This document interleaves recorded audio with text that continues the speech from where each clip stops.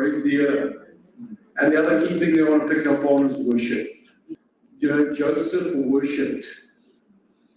And pastors, hear me now. Yes, the devil is against us. Absolutely. You know, Ephesians 6:12 says our battle is not against flesh and blood, but against principalities, against rulers, against spiritual forces of evil in the heavenly realm.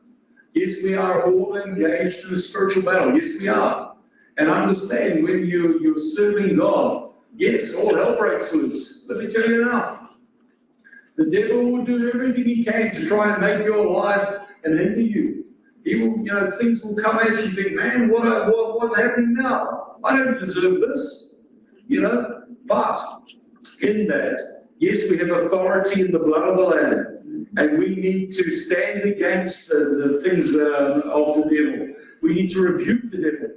We need to proclaim and take authority over those spiritual forces, not against the person, but against the spiritual forces that are influencing these things. And then the key there is we need to proclaim the word.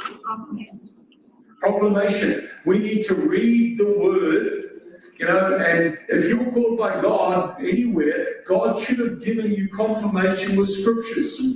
There should have been scriptures that you had that God gave to you, and then it was confirmed by other brothers and sisters that didn't know. Maybe he was prophetic to confirm it. But God will always confirm it through His written word first. And then the Rhema word will only confirm the Logos word, not the other way around. So in saying that, if you've got scriptures, then what you need to do, you need to proclaim you and your fro when the enemy's at your door, when the enemy's in your church, when they're accusing you, when they're coming at you, when finances are struggling, whatever's going on, when people are walking out the door because they don't agree with what you preach. Hallelujah, glory. You're preaching a good message. I tell you, the first message I ever preached, my first sermon, the guy pulled a gun out and wanted to kill me. I tell you, man, I realized that was the best message I ever preached. Because when they want to kill you, you preach the Christ message. But hallelujah, the key is we need to be standing in agreement with our foes.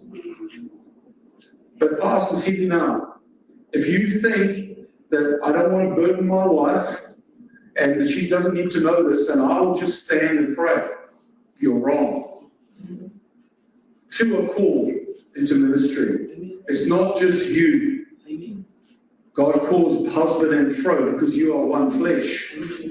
Even though you may not tell her, if you don't think she seems to sit in the spirit, and if you're not telling her, it makes it even worse. So in the sense of, you don't need to tell her all the nitty-gritty, personal nonsense. No, but just say, look, this is what's happening. Let us stand together and pray. And you come together, and then you stand, and you need to worship God together. Your family, bring your children and call in the ministry as well. Your family, get together, worship God. And then proclaim the promise of God. Read out, declare the scriptures. Declare the scriptures to the devil. Declare the scriptures into the spiritual realm. Because in the Old Testament, in the Torah, they read scriptures as prayer. They proclaim the scriptures as prayer, as intercessory prayer. And the same way, we need to declare to the spiritual forces God's word. Because God's word is a shield of protection. Matthew chapter 4, verse 11, we all know it well. When Satan took Jesus out into the wilderness for 40 days and 40 nights to be tempted by the devil. Well, guess what? If Jesus was tempted by the devil for 40 days and 40 nights, then I've got bad news for you. Guess what? You're going to be tempted as well. Jesus never said, I've come to take away all temptations. Jesus never said that you're not going to have any trials or tribulations in your faith.